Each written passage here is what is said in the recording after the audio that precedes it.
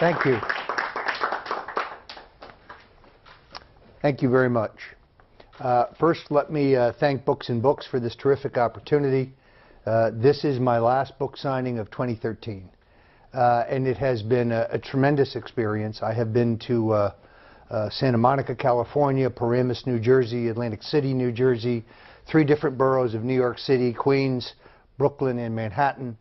I have been to Dallas on November 22nd, 2013. Had a book signing there on the 50th anniversary of the assassination of President John Fitzgerald Kennedy.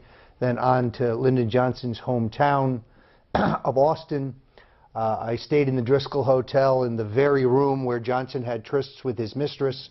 I was roundly ignored by most of the Texas media. The book has become a New York Times bestseller. It is an Amazon bestseller. It is a USA Today bestseller. I'm gratified about that. I have approached this subject as one would approach a murder investigation. Indeed, the murder investigation that should have been conducted in Dallas in 1963 and never was. And I have come to the conclusion, based on an enormous amount of research by those who have gone before me, that Lyndon Johnson was the linchpin of a plot that involved numerous others, and there is, I think, substantial research now. Thousands of books have been written making a very strong case for the involvement of the Central Intelligence Agency, for the involvement of organized crime, for the involvement of Big Texas Oil. And indeed, I make the case that Lyndon Baines Johnson had a unique relationship with each one of them. Now, let's talk about motive. First of all, it's important to remember that in 1960, Lyndon Baines Johnson blackmailed his way onto the Kennedy ticket. In fact, we know that President John F. Kennedy, or in that point, candidate John F. Kennedy, Senator John F. Kennedy, had selected Senator Stuart Symington of Missouri to be his running mate. He had asked Symington. Symington had accepted and was writing his acceptance speech. And that night, Lyndon Baines Johnson and House Speaker Sam Rayburn showed up in Jack Kennedy's hotel room in Los Angeles late at night, and they had with them a file, a dossier on John Kennedy's sex life. This had been supplied to them by J. Edgar Hoover. Hoover was a next-door neighbor of Lyndon Johnson's. He was a close political ally of Lyndon Johnson. Between 1951 and 1961, the FBI budget had tripled due to the good actions of Senate Majority Leader Lyndon Johnson. When Lyndon Johnson stole his election in 1948 by a totally disputed and fraudulent 86 votes, J. Edgar Hoover flew down for the victory party at the Driscoll Hotel in Austin. So they were very close, and of course Hoover had his own motive. He knew he was facing mandatory retirement. He knew the Kennedys would put him out to pasture in 1964. So his motive was clear. In any event, Johnson's message for Kennedy was, you need me, you need Texas, and if you won't put me on the ticket, I'll just take this dossier and I'll give it to Dick Nixon. Now remember, Nixon and Kennedy were locked in a skin-tight race for president. So Kennedy demurs and he puts Lyndon Johnson on the ticket. The next morning, a reporter, in shock, asks the Senate Majority Leader, how could you give up one of the most powerful jobs in Washington, U.S. Senate Majority Leader, to be Vice President, a job that has no power at all? And Lyndon Johnson says, you know, I checked, and 1 in 4 Vice Presidents have become President of the United States upon the death of the President, and frankly, I'm a gambling man and I like the odds. Maybe this is why Bobby Baker, who was the Secretary of the U.S. Senate, described by Lyndon Johnson as my right-hand man, quote unquote, says at the 1961 inaugural of Jack Kennedy, John F. Kennedy will not live out his term and he will die a violent death. This is 3 years before the assassination. Johnson is marginalized by the Kennedys. He is cut out of the decision-making process. He goes from being one of the most powerful men in Washington to being the least powerful. He is sent out on the road for funerals and ceremonial meetings with foreign presidents that have no significance. He is cut out of the loop, as they would say. But more importantly, in 1963, as the 1964 election approaches, Lyndon Johnson is in desperate trouble. He is jammed up in two enormous scandals of the time. The Bobby Baker scandal. Bobby Baker was, as I said previously, the Secretary of the U.S. Senate. He is Johnson's bag man. He has collected millions of dollars in illegal bribes on behalf of Lyndon Johnson. He and Johnson are partners in numerous illegal enterprises. And the U.S. Senate has opened investigative hearings into Bobby Baker on November 22nd, 1963, the very day of the assassination. Lyndon Johnson's neck is on the line. He also knows that he's under investigation by the U.S. Justice Department in the matter of Billy Sol Estes. Sol Estes is a flamboyant Texas wheeler dealer. He and Johnson have looted multi-millions of dollars from federal agricultural contracts that Johnson has delivered. Robert Kennedy has a full investigation. More importantly, Robert Kennedy, who wants Johnson off the 64 ticket, has leaked this information to Time Life. And Life magazine has 9 investigative reporters on the ground, a veritable hit team digging into Johnson's background for a December 1st expose issue, an issue that will bring Lyndon Johnson, federal prosecution, and prison. So it's not just being dumped from the 64 ticket, although President Jack Kennedy tells his secretary, Evelyn Lincoln, according to her memoirs, on the eve of leaving for Dallas, he says, Johnson will be off the 64 ticket, quote, I don't know who it will be, but it will not be Lyndon.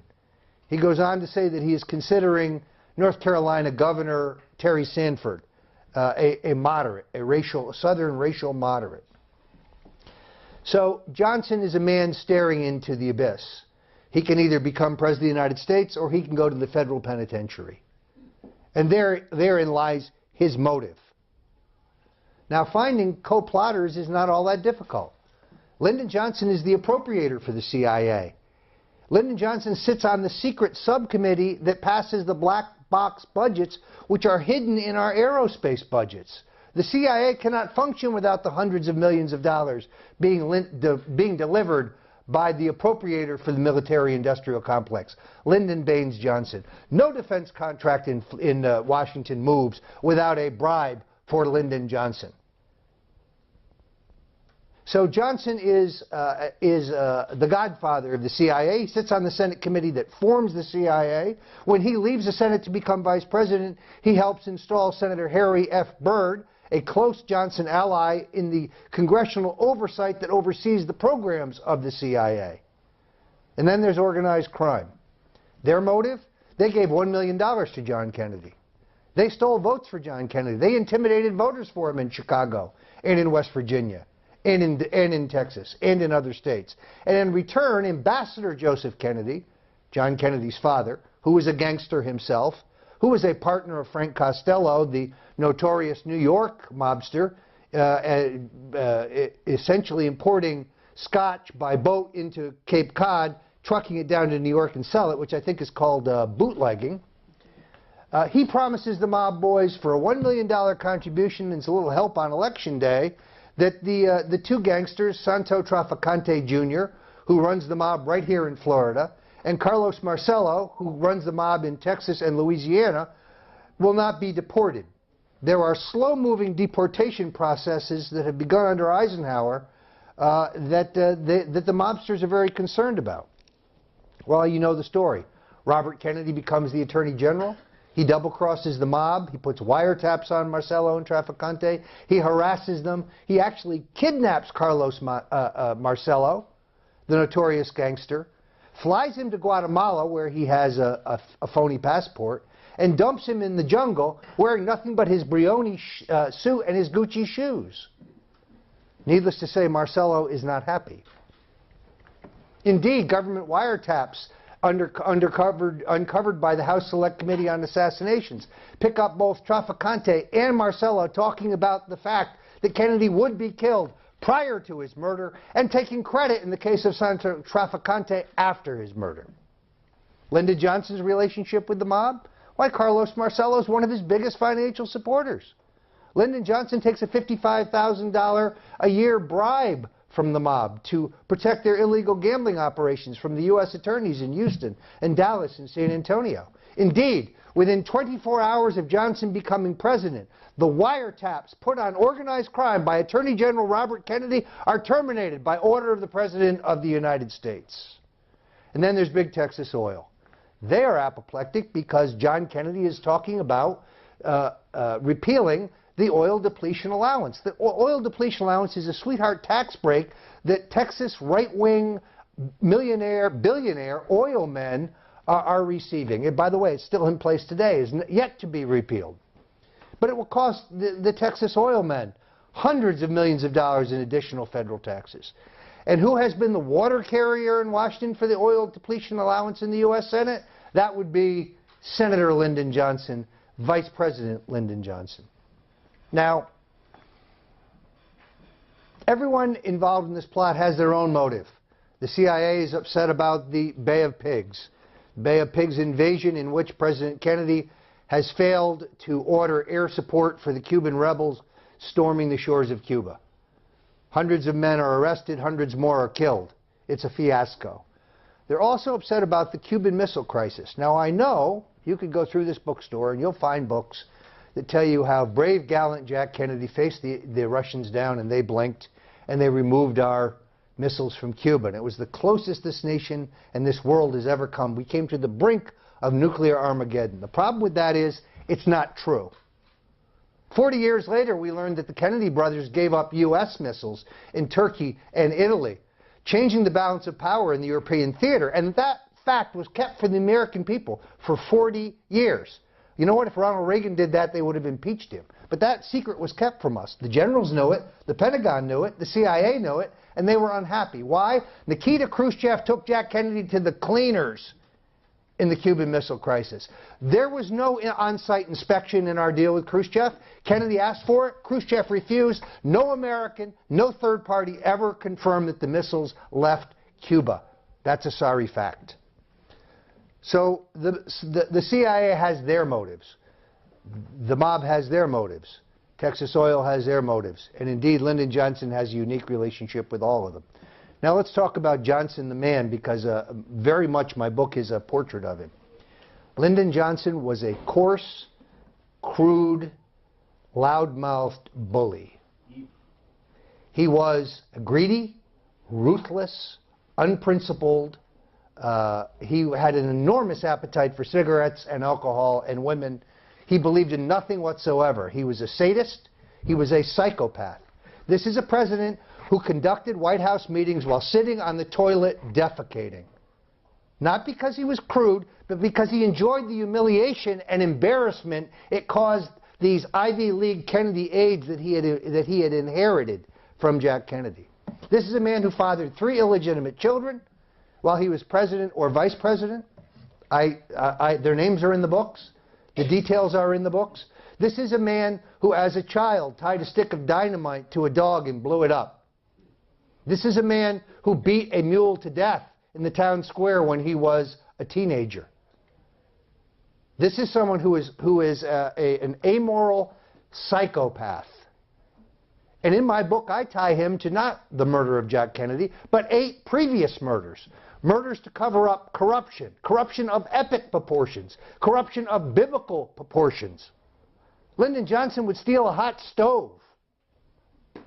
Indeed, Life magazine finds in 1963, despite the fact that he's only been a high school teacher, a congressman, and a U.S. senator, and he's been on the public payroll his entire life, he is worth $25 million.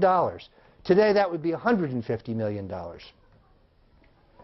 How's the standard bribe work? It's very simple. You want a piece of legislation, you want a contract, you buy fake advertising at Johnson's radio station that he owns in Austin. The advertising never runs, but that's where you pay your bribe.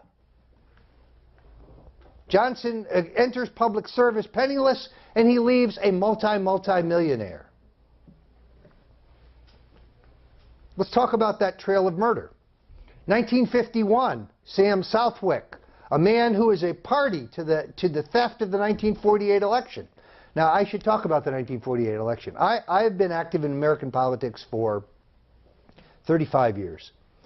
I have never seen an election where after the polls, 200 voters march into a polling place in alphabetical order, and they all sign in the same handwriting with the same ink. But that's what happened in Jim Wells County. So Lyndon Johnson stole his first election by a fraudulent 86 votes by adding 200 votes to the rolls at the end. And when Sam Southwick, a deputy sheriff in Jim Wells County, threatened to go to the U.S. attorney when he was jammed up and give testimony against Lyndon Johnson, he was murdered in the state prison within hours. So, I've told you what the motive is. Now let's talk about the mechanics, because otherwise my allegation would be speculation and theory.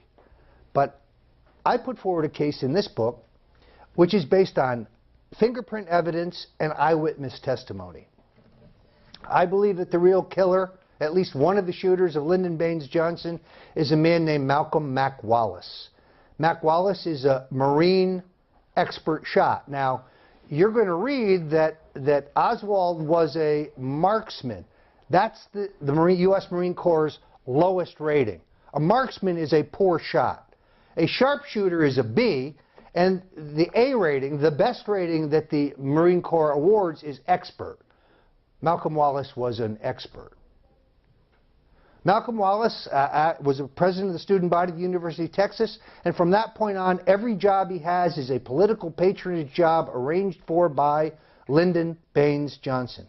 In 1951, a man named John Douglas Kinzer gets intimately involved with Lyndon Johnson's sister, Josepha. Josepha is a flamboyant, bisexual, bohemian party girl, and sometimes call girl, who works at Miss Polly's in Austin, a very famous whorehouse of the time. And Kinzer puts the bite on Johnson for money. He's essentially blackmailing him. Josepha has been deeply involved in the campaign of 1948. She knows how it was stolen. So Kinzer's trying to blackmail Johnson. Malcolm Wallace drives from Washington, D.C. in his car. He comes to Austin. He finds John Douglas Kinzer at a golf course outside of Austin. He guns him down in cold blood in broad daylight in front of witnesses. He flees. When he is apprehended minutes later, because he has Virginia license plates, by the Austin police, he tells the arresting officer, "You can't arrest me. I have to get back to Washington. I work for Senator Johnson." That affidavit is in my book. He is charged with first-degree murder. He is bailed out by two of Lyndon Johnson's largest financial contributors. He is defended at trial by John Cofer, Lyndon Johnson's personal attorney. Johnson holds up in a hotel room near the courthouse waiting for word.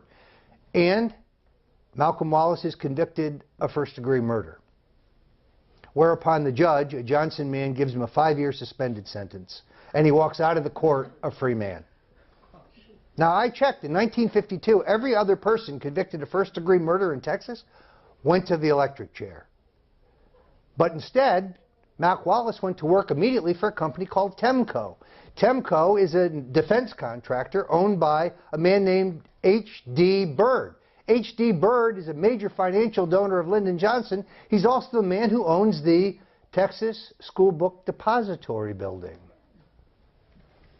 Malcolm Wallace leaves a fingerprint in the 6th-floor sniper's nest in the Texas School Book Depository. It's a 34-point match fingerprint. It only requires a 7-point match to be admissible in the U.S. federal courts.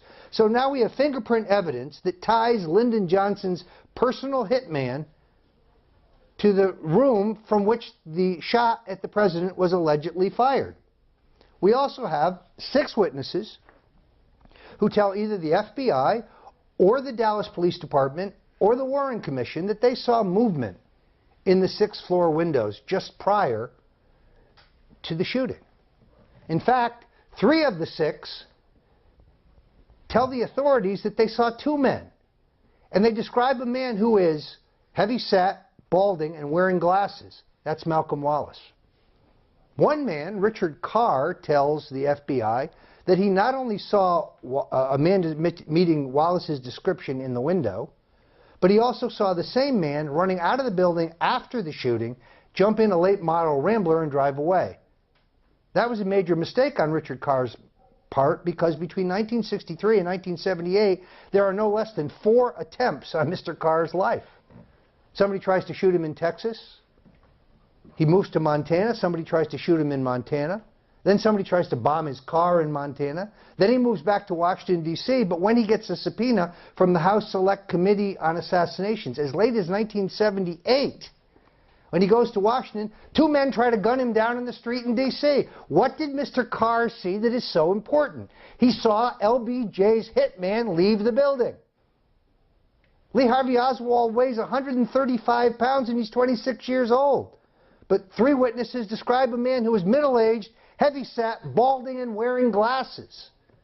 Indeed, horn-rimmed glasses, 2 out of the 3 say. So, now you have eyewitness testimony and a fingerprint that tie Lyndon Johnson. So you may say to me, where is Lee Harvey Oswald? Where is he?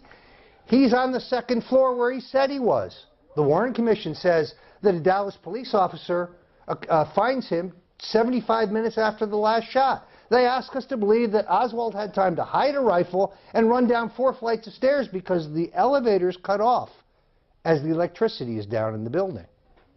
Indeed, as I say in my book, a woman, Vicki Butler, says that she was on the stairs at that crucial time. And she saw, and more importantly, heard no Lee Harvey Oswald because it's a wooden staircase built in the 20s. And if anyone were on it, one would hear that. So, it explains why Oswald, when he's approached by a police officer, is nonplussed. He's not emotional. He's sipping on a Coca-Cola. That's because he's on the 2nd floor eating his lunch when I think Malcolm Wallace shoots at least one of the shots. Now, I conclude that there are more than one shooter. I think there's a shooter on the grassy knoll. I think there may be a shooter in the Daltex building. Now, who else says that Lyndon Johnson is involved? Well, it's kind of interesting. Jackie Kennedy, she's never satisfied with what she's being told by Warren. She goes to French intelligence and asks them.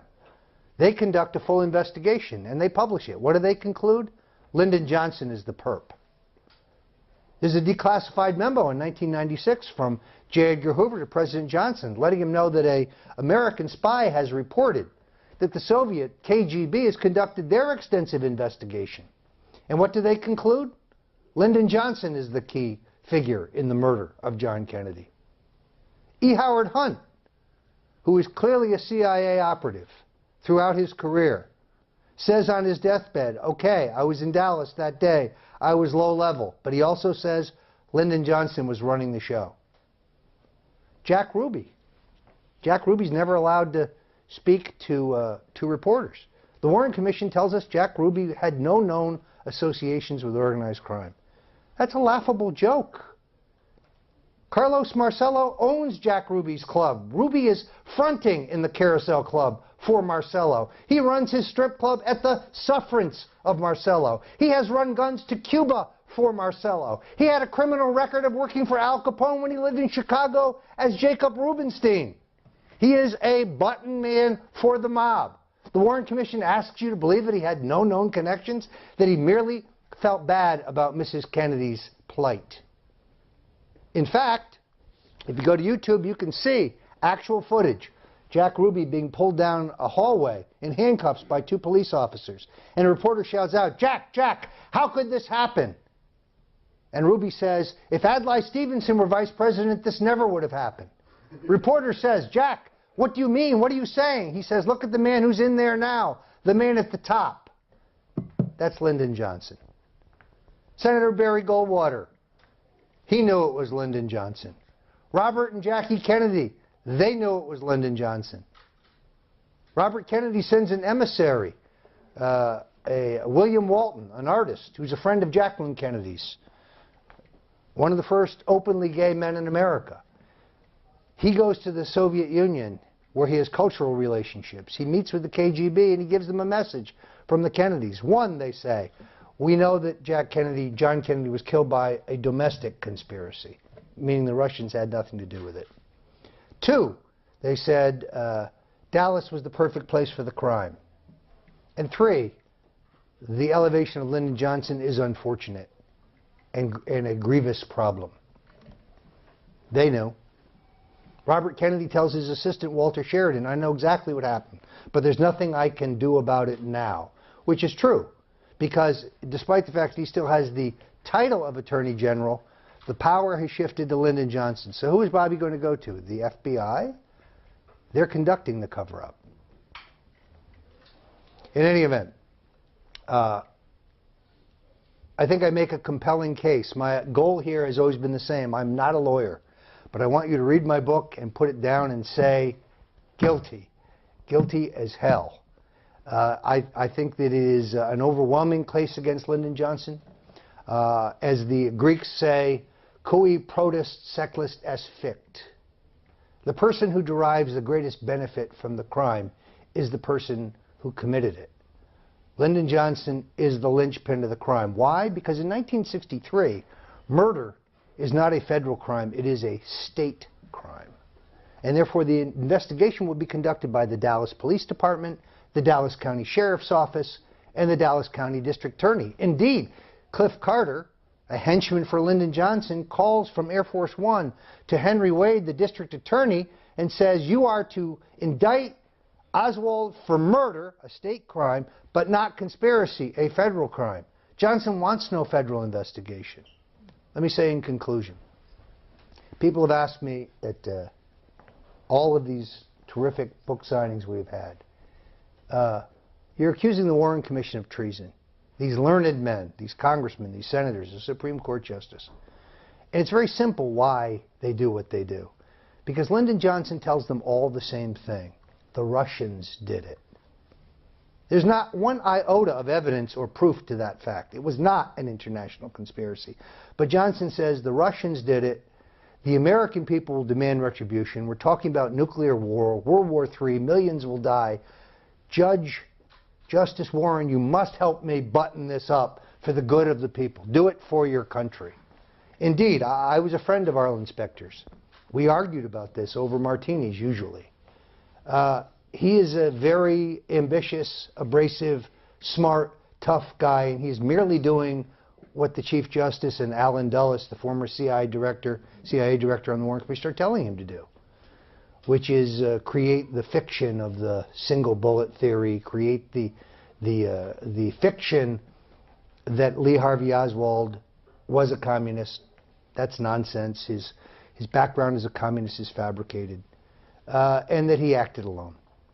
So, my goal here is very simple. No one is going to retry Lyndon Johnson for murder. But if young people, if any American reads my book and reaches the conclusion that the government does not tell you the truth, that a government that will lie to you about the assassination of a president, will lie to you about Benghazi, will lie to you about health care, will lie to you about the economy, will lie to you about the debt, will lie to you about everything, that everything government says requires a healthy skepticism, then I will have achieved my goal. Thank you all very much for coming. I'd be happy to take any questions. Sir. I've read some books on the Kennedy assassination, and can you explain a little bit about the mechanics of how they went about to kill him? It all started in Carlos Marcello's area down there in Louisiana, and you know, you've got all these weird characters. How did they all get to Dallas? How did they all plan the triangulation turkey shoot? How did all that occur? And Hoover and everyone else had to have been in it and prepared to go ahead immediately to go with a cover-up, because this is not an after-fact thing. Oh, they did it. Oh, yeah. No, I think that this is maybe 2 years in the planning. Yeah. I think that that there are potential plots planned for Chicago and also for Tampa that are banded for various mechanical reasons. Oswald was not set up as the patsy. I believe he's a patsy. He's a fall guy. The CIA has maneuvered him there. We don't know what he's been told. We're going to have a simulated attempt on the president's life. It's a drill. Or you're there as a part of an abort team. We believe there'll be an attempt on the president's life. We have no idea what Oswald has been told. We do know this. They keep telling us that he killed Officer Tippit. Really? Well, how come the guns from the bullet that killed Tippit don't match the revolver that Oswald is arrested with in the theater? Simple. Answer that one, Arlen Specter. The truth is, I believe Tippit's killed with an automatic and Oswald's holding a revolver when he's arrested. And the FBI report says, you can read it in the Warren Commission, they can't match the bullets. The government relies on one witness who says they saw Oswald kill Tippit. I think she's unreliable. There are multiple other witnesses who contradict that, and they are systematically ignored by the Warren Commission. So I think it is unlikely. I suspect that Tippit was on his way to kill Oswald. So the other thing we know that's interesting is that voice stress technology that wasn't available in 1963, that is available today, when you test the statements of Lee Harvey Oswald, such as, "I didn't kill anyone, I'm a patsy," that test is true. Reporter yells, "Did you shoot the President of the United States?" He says, "No, sir, I did not." That test is true. I think he's exactly what he says he is. The other thing that's interesting, of course, is that the members of the Warren Commission don't believe their own report. We know from a taped telephone call between Senator Richard Russell and President Johnson on the day that the Warren Commission report is released, and Russell, who is a man of enormous integrity despite his segregationist views, says, "I don't believe a word of it," and Johnson says, "Either do I." Yet Johnson goes on an interview with Walter Cronkite and says there was an international conspiracy to kill John Kennedy. The truth is neither the Russians nor the Cubans have motive at that time. We know that John Kennedy has done two things to enrage the military-industrial complex. First of all, I think he has concluded that Vietnam is a disaster, and he signed an executive order to begin the withdrawal of our 16,000 advisors in Vietnam. The Monday after he becomes president, Lyndon Johnson signs a new executive order reversing that, giving the generals and the defense contractors the war they want. Now, for a long time, I did not think that was true. I thought that was liberal bull, that we were just burnishing the image of Camelot. And I based that on the fact that Robert Kennedy, in an oral history recorded in 1964, when he's asked about the withdrawal of Vietnam, he says, absolutely not.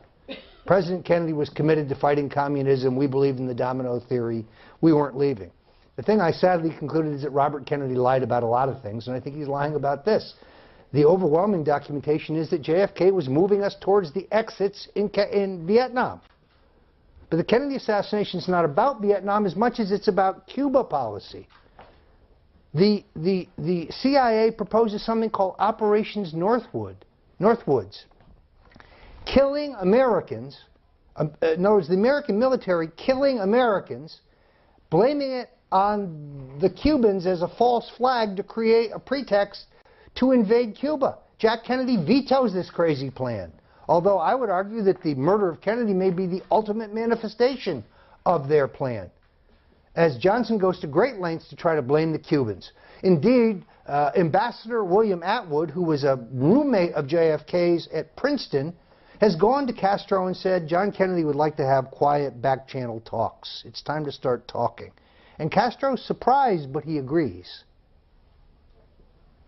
And this is supposed to be kept secret from the CIA, but I suspect they know it. As far as Khrushchev is concerned, why does he want to kill Kennedy? Just took him to cleaners in the Cuban Missile Crisis. He says in his memoirs when he learned that Kennedy had been killed, he wept. There's not an iota of evidence that the Soviets or the Cubans are involved in the murder of John F. Kennedy. Yet, only 2 weeks ago, our esteemed Secretary of State, John Kerry, says in an interview with CNN, "I never thought Oswald acted alone." He's right about that part. "I think the Russians and the Cubans did it." Completely wrong. Another question. Mr. Stone, you mentioned briefly the perhaps possible setups in Chicago and in Tampa. Is it true that a three-man hit team was rolled up in Tampa and that Kennedy's campaign appearance to Tampa was canceled because of that, or am I getting that a bit wrong? I think they canceled a long motorcade that would have put him at risk. But I think in both cases the Secret Service learned of the attempts and changes were made to the president's schedule to avoid his exposure. But there is no way to avoid the fact that in Dallas, the Secret Service acts in a very strange way. Now, I personally have been involved in 13 trips on behalf of Presidents of the United States, and I understand that there is a process involved in mapping out the president's visit to any major city. It is important to recognize that it is Lyndon Johnson who insists that Kennedy come to Dallas. This speaks to means. Indeed, Kennedy tells Senator George Smather, the Florida senator, in his memoirs, 3 days before coming here, he's going to Texas at Johnson's insistence, and he dreads it. It is John Connally, who is the governor of Texas and a protege of Johnson, who insists on the actual little drive through Dealey Plaza. And when the Kennedy advance men, notably Jerry Bruno, JFK's chief advance man, doesn't like the route because the 120-degree turn into the Dealey Plaza requires the car to come to an almost complete halt, which puts the chief executive in danger. He's overruled by Connolly, who says, you tell the president he does it our way or the invitation is rescinded and we don't want him. Now, some people say, okay, why would Lyndon Johnson put his protege, his man, in the death car with John Kennedy, where indeed he gets shot? And the answer is, the morning of the assassination, Lyndon Johnson goes to the hotel room of John Kennedy and says, I've got a great idea. Let's have Connolly ride in my car, and we'll have Senator Ralph Yarborough, his arch rival in Democratic politics, ride with the senator, ride with the president. And JFK says no. And they have a shouting match, and Johnson storms away. How do we know this? Jackie Kennedy has written about it. So it is very clear that Johnson creates the opportunity to kill John Kennedy, and I think that there is the CIA and the mob have worked together seamlessly in the efforts to assassinate Castro. This is not a new partnership. It's an old partnership. Another question. Yes, sir. Do you think that the murder of Robert Kennedy was also some kind of conspiracy, or do you think that was done by an individual? No, I think it is. I think these are connected. Here's why I say that. First of all, in my book I report that Frank Mankiewicz, who was Robert Kennedy's press secretary and also a friend of mine of many years, confirms that 4 days before his murder in California, Robert Kennedy told a student audience that he would reopen the investigation into the murder of his brother. And that, I think, sent chills through those who had been involved. Secondarily, I think that there is some evidence that the Los Angeles Police Department botches this investigation. I think there may also be multiple gunmen.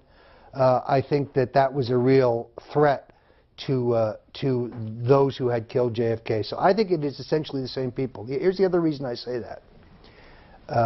Carter Burden. Carter Burden was a very well-known aristocratic Democrat in New York, came from a very wealthy family, ran for Congress, was a major socialite. He was a very close friend of Jacqueline Kennedy's. In the afternoon in which Robert Kennedy is shot, she calls Carter Burden and she says, they got Bobby too. They got Bobby too. I think it's the same people. By the way, I think it's also related to the fact that Dr. Martin Luther King is picked up in an FBI wiretap shortly before his murder, telling an associate that he's going to endorse Robert Kennedy for president in 1968. Johnson knows the pivotal role that King has played in 1960, where he basically tips the election from Nixon to John Kennedy in a skin-tight race. So I suspect that is also a factor in his murders. I'm deeply interested in the Robert Kennedy murder. I was an admirer of Robert Kennedy more than John Kennedy in many ways. And I think that definitive story has not yet been told either. Yes, sir. Roger, could you describe to us what it was like to be at Dealey Plaza this past November 22nd?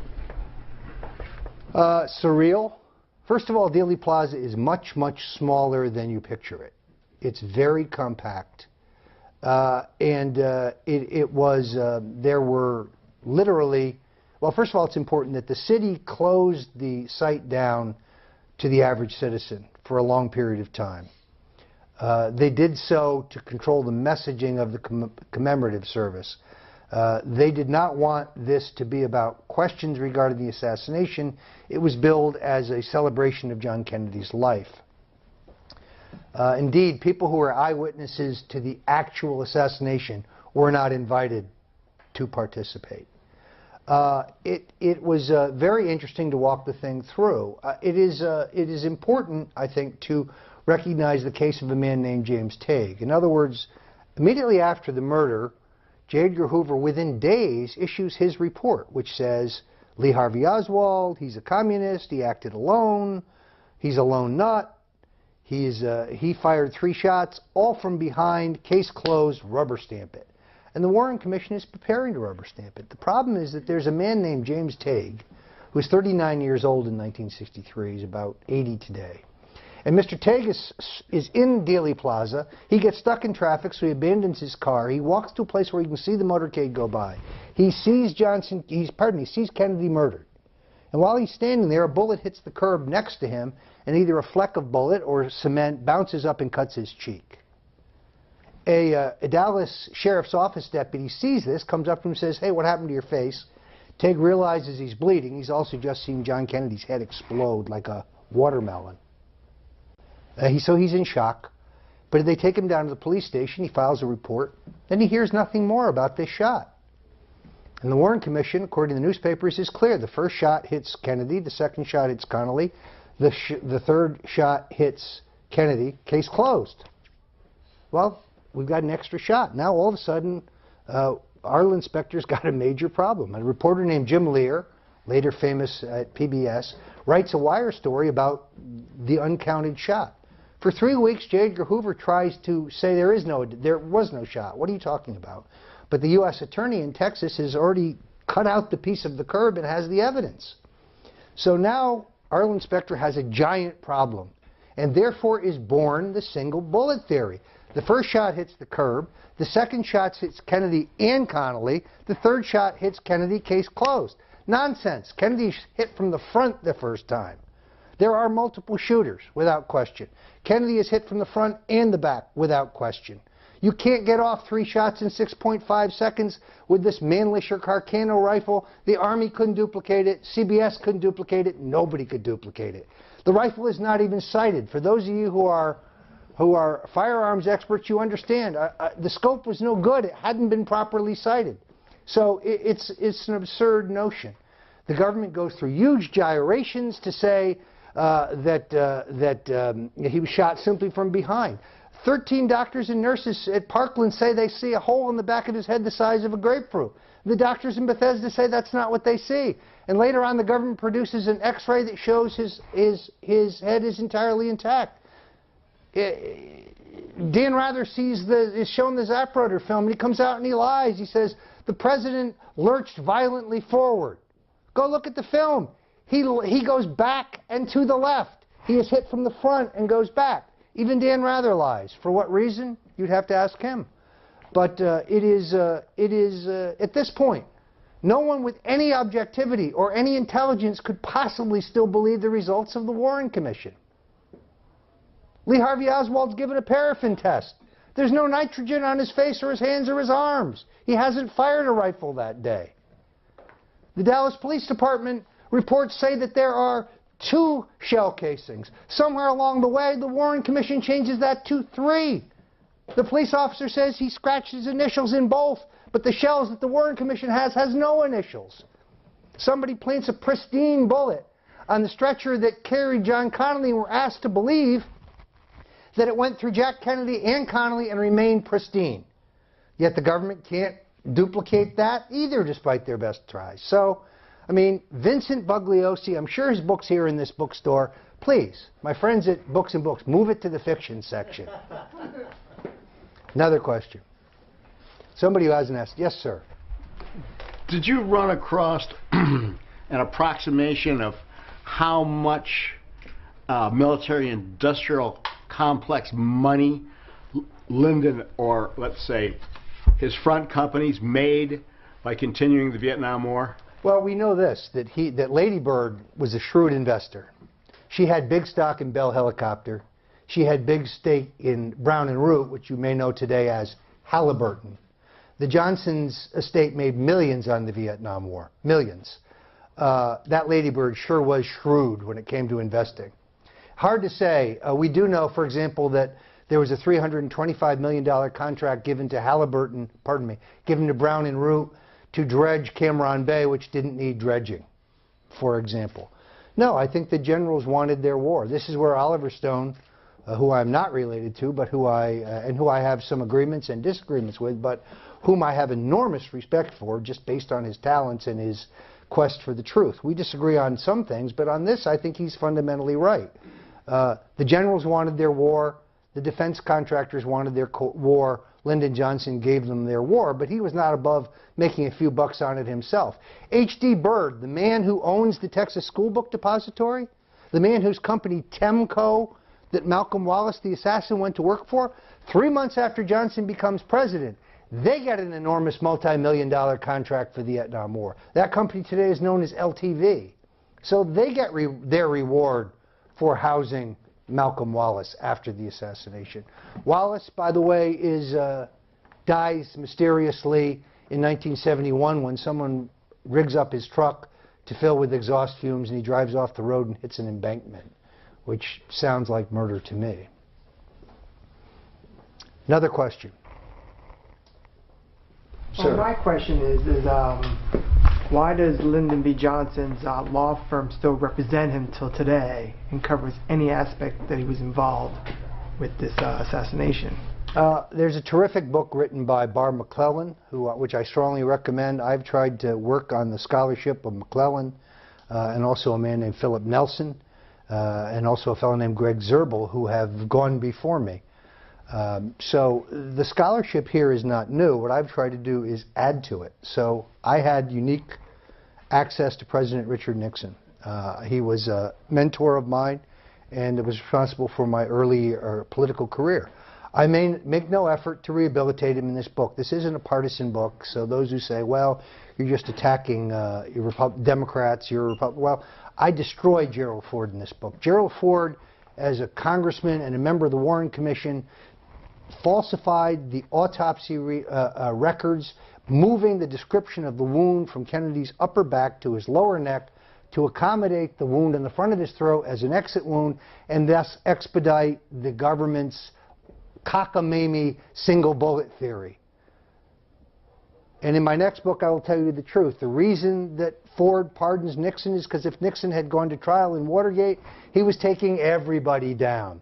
He was going to reveal the CIA's involvement in the Kennedy assassination, and you, Jerry, you covered up the autopsy for the Warren Commission, which Americans didn't learn until 1996 after Nixon was dead. So I'm convinced that that's another missing piece of history. I have a book coming out in September called Nixon's Secret, which I think will illuminate what's in the 18.5-minute gap in the tapes. We'll explain the pardon, and we'll talk about the relationship of Watergate to the Kennedy assassination and the Bay of Pigs. This is one thread of history, and if you look at it, they have the same participants. The same people are involved. So I will interrelate those. All right, ladies and gentlemen, I thank you very much for your questions and for being here. It is time to sign some books. Many thanks.